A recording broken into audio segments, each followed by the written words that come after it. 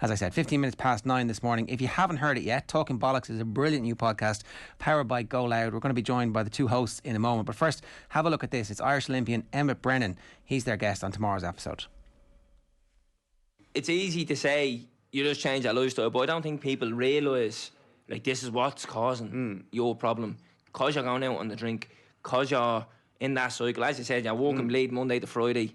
You're on very little money as there is, and you're bleeding pissing it away. You're getting lens, you know, and like then, that. I won't be saying I'm broke. Of course you're going to be bleeding broke. You're going out gambling and drinking. 100%. Of course you're going to be bleeding, throwing money on horses left, right and centre. But it's somehow normalised to go out and spend 200, 250 on the Irish the thing. It's glamourised though, isn't it? It's like you're out with the boys, that was some crack. I used to go out, I used to work at a good job, get good money in it, go out and spend €300 on the night out. Like, that's mad money. I think it's an Irish thing. Because definitely away is. at the Olympics, like, obviously you do have other countries there, but none of them are drinking like us. Yeah. Like, I just think it is an Irish thing. It is, The amount of talent in Ireland that's around through drink is unbelievable. 100%. Look at Saviour's Boxing Club. Yeah. We had a chat the other day with a friend, and he asked me, what's the story with like Saviour's Boxing Club? Like, a lot of people end up down the wrong road, and that's what we talk about all the time, is because it's like that, you know what I mean? Like, in there, like, a lot of people they've that dedication, they're committed to doing that thing. So it's either that road or else down that bad road of drink. And there's nothing worse as well than wasted talent, boys. Yeah. Break your like, blade, saying man. so I got to the Olympics, like, I'm quite average at boxing, but I have a very good work ethic and I do a lot of things right. In St. Saviour's, I can name off top of my head 5 people that would potentially be world champions. That would have been Olympians and would have probably gone on to be world champions. Yeah. But the gag around them and other stuff around them, and they didn't get there, I did. Right, that was Irish Olympian Emmett Brennan talking there on the latest episode of Talking Bollox. And I'm delighted to say Terence Power and Calvin O'Brien, the hosts and breakout superstars of the pandemic. Terence Power and Calvin O'Brien are with us this morning. Lads, how the hell are you? How are you? How are you? All good here, yeah. So, before we get into Emmett and the truth bombs that he was dropping, the two of you managed to provoke him into that. Terence, I might start with you. When did Talking Bollox start, and when did you decide what you were going to do, what your ethos was going to be about each show? Well, we started last November, only a couple of months ago, really. And we started with intentions to change the perception of the inner city. But by changing the perception of the inner city, we have to talk about the problems in the inner city and how we can fix them and how we can move forward. Like, the inner city is a brilliant place. It's unbelievable. We grew up there, we're from there, we love it. But there is problems in it, and if we address the problems, talk about them on a big enough platform, hopefully we can fix them for the future generations going forward. Yeah, you don't shy away from them either, and you don't shy away from having people on the podcast that you disagree with. Of course not, yeah. Look, listen, we had 1 or 2 people on who we don't fully agree with the things they do, but it's 2021. It's time to sit down with these people instead of just being aggro and saying things online and doing stuff like that, which we've done in the past, but we're maturing. It's 2021. Let's sit down, let's hear their points, we'll give our points, and let's see if we can come to a common ground. And if we can't, so be it. At least we put it out there. Yeah, Calvin, there's a fair bit of sports in the podcast. You've had boxers, you've had MMA people, you've had... I don't know if you've had the footballers just yet, but there's plenty of footballers from the inner city. So is sport something you were automatically, you were both interested in, and it's kind of natural crossover because it covers a lot of the topics that you want to touch as well? Yeah, and there's plenty of talent in the inner city when it comes to sport. We've a lot of footballers, we've a lot of boxers, and now we're starting to see a lot of people transitioning into MMA. But the inner city is a breeding ground of talent, particularly in sport and in arts and other forms of stuff like that. But when it comes to sports, we've 2 Olympians just back now from Tokyo. I can name off the top of my head 3 Ireland internationals. There's caps to be all over the inner city. But yeah, sport is just a natural thing it's easy to pull in people from sport because we know so many people in abundance. And I know in that clip you heard it there, there's so much wasted talent as well. So by touching on the problems we are touching on that Terence mentioned and bringing in sport, by showing people that, look, you could have a gift here. If it's nurtured correctly, you could reap the benefits of it. Yeah, I think it's really important that those stories get told, but I think it's almost more important that you guys are the ones who are telling them, because it's very easy for people to come from outside and go, look, we've seen the narrative around people from the inner city and boxing and how this is going to transform the whole area, but that's not what happens. What needs to happen is that there's like backup and funding, and like we were talking to I think the chairman of Kellie Harrington's boxing club, and they still don't have toilets for the girls there. So unless there is financial support to back up what has happened, then nothing is ever really going to change, Calvin, is it? No, and it's not. And what Kelly has achieved in facilities like that is nothing short of a miracle. So can you imagine if that was nurtured and there was funding invested into it, and girls had a place to go and they had facilities, not just girls but the boys as well, because some of the facilities aren't up to scratch across the board. But imagine what we could achieve then if we were actually getting backed and these councils and governments are actually funding it. We could see more and more Olympians coming out of these areas. Mm-hmm. Yeah, go on, Terence, sorry. No, I'm just agreeing with him, that's all. The success of the podcast, what do you put down the fact that the podcast has taken off, Terence? Why did that happen? Why was this ringing a bell for so many people? I just think that's the sense of community you get from the inner city, and that's where it all started from. Like we started off with a phone on a kitchen table, just talking bollocks, and that's it. And the whole of the inner city got behind us and they backed us and supported us. Of course, you have to give good content. People aren't just going to jump on and support you, they're not. So we tried our best to give good content and put out we don't shy away from the hardships in life and the things you have to go through. We talked about suffering with depression. We talked about suffering with mental health and addiction. And these are things that everybody can relate to. Everybody has a family member that's suffering. Everybody is out there suffering with one of these things. And we don't shy away from it. We have to be open. We have to be honest. And I give a lot of that credit to Calvin for making me open up like that. I wouldn't have been that type of person. It's almost like a counselling session sometimes. They are that brilliant. And I think people can just relate to us. I think that's why we're down in the right direction. What was the first kind of few episodes where you actually realised that people were listening and it was having an impact? Episode 2, I'd say, would have been that one. Nice and early, straight in. Episode 1, just an intro, just to sort of see how witty we are and how we can have a better buzz. And then episode 2, Calvin sat me down and he said, look, we're talking about this, this and this. And I said, right, look, fuck it, we'll just, I'm not allowed to push, sorry.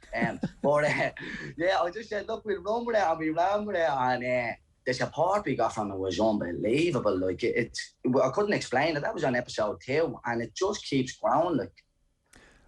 So that was obviously important in terms of setting the tone then, Calvin, that you were going to be honest about that. What happens after that is you start getting big name guests, like, so you'd Liam Cunningham, you'd Philly McMahon in the first 10 episodes, and then after that the guests get bigger and bigger. How does that happen for you? Do you know what? I still to this day I haven't a clue. Probably daily at this stage, me and Terence sit down and say, how are we doing what we're doing? We haven't a clue. We're literally winging it, but if a closed mouth never gets fed, so if you don't try, you'll never know. So we're just messaging these people and we're like, look, would you be interested in coming on? And thank God some of them already knew who we were, so we must have been doing something right. So like Liam Cunningham, he was a fan of the podcast, he already knew. Same with Philly, and that just increases your platform and it grows from there. So to us then, we can look back and say, do you know what we're doing, it's helping people in the right way, and it's sparking conversations that people probably didn't feel comfortable having, not just through mental health and addiction, but other stuff, and problems in society. Like even now, the hot topic is funding in sports. So like if we can echo that across the airwaves, maybe it'll fall on the right ears and we can get something done. Well, now's the time to strike, right? Like there's literally the Minister for Sport, with a little bit of help from the Minister for Finance, at the stroke of a pen, could increase funding in the area to make sure that those boxing clubs have the facility they need. It's one person sitting at a desk who goes, let's do this. This is the right thing to do. And by talking about it and by getting everybody to talk about it, you guys are helping with that. Yeah, and I think in this week's episode you'll hear that Emma talks firsthand on his personal experiences and his struggles mentally, physically and financially. And now he had to financially back himself to get to the Olympics. And you heard in the clip, he says himself, he's an average boxer. So can you imagine somebody who's more naturally gifted than he is, if they had the funding and if they had some sort of direction and some maybe guidance where they would be? And I'm telling you now, I know for a fact we would increase the amount of Olympians we're sending over every 4 years. And the scenes that you've seen on Portland Row last week, that could become a regular occurrence with the homecomings throughout the country, not just in the inner city, but in other areas and working class areas throughout the country. Yeah, and to be honest, for every Emmett who makes it all the way to the Olympics, there are 100 other people who don't make it, but who get the discipline and who get the camaraderie and get the life skill sets that come from being part of and committed to something that's like good for your health. Calvin, what was the homecoming like? Just how emotional was that kind of outpouring? I've been driving around. We were driving the kids around that day, banging on the horn, going past the house, and they were like, "Can we go again?" And it was like, it was emotional for us. And I live in Marino, so I'm not quite local, but I'm pretty local. For you guys to have a gold medalist coming home, to see the bunting, to see made physical, the community spirit, that must have been pretty special. The only time I've ever seen anything like that was when Ireland was in the World Cup in 2002, and that's the only thing I can relate it to. It was unbelievable, and that's pushing 20 years ago now. So there's generations who won't have a clue what I'm talking about. But Kellie and Emma coming home down Ponton Row on the bus will be their moment. That will be their Ireland coming home from Japan and South Korea. That was unbelievable. And it'll be one of them moments you look back maybe in 10 years' time, or when the next Olympics rolls around, and you'll be like, remember last time when Kellie brought home the gold? That was great. Where were you? We were there. Yeah. Stop. We had shivers for the whole thing. It was unbelievable. And what I love the most is people got to really see what the inner city communities are like. Because when the two of them were coming back on that bus, everybody got together. It was like Paddy's Day. It was unbelievable. One of the best things I've ever seen. Yeah, unbelievable. And like, what's the impact of that then? How do you make sure that their impact is carried on? Well, look, if it can have a ripple effect, and younger kids can look up to Kellie and Emma and see what they're after achieving, especially with the lack of facilities and the lack of funding. If they can see that and go, right, well, look, it's possible. That's all you want as a young kid, to go, it's possible. And then they can push on and give it a bash, you know what I mean? And even if they don't make it all the way to the Olympics or make it as far as they want, they'll learn that discipline, they'll gain confidence, they'll do things like that by going into these places. And that's all we cared about.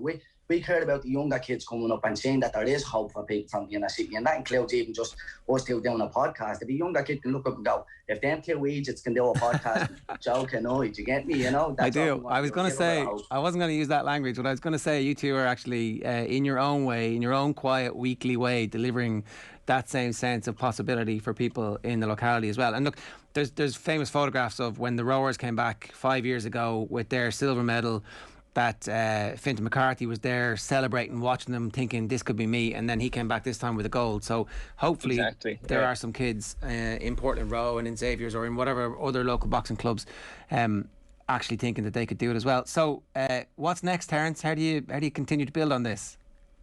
In terms of us or the boxers? No, you guys. Look, listen, we just keep doing what we're doing. Look, there's no structure, there's no plan to what we do. Like, it's madness. That's why we keep on saying we are winging this. We're just going with the flow. Every week we go, right, what's next? We're doing things 2 days in advance and things like that. You know what I mean? People are booked up for months. We're doing things 2 days in advance and just running with it. And just just keep putting out good content and showing that there's hope and possibilities for the younger kids coming up. Well, that's where the great art is made, where it's unconscious. Yeah. Well, look, listen, it's all off the bat. You know what I mean? There's no rehearsing. We don't look anything up. We just go in and just go off with it. Well, it's been from the heart.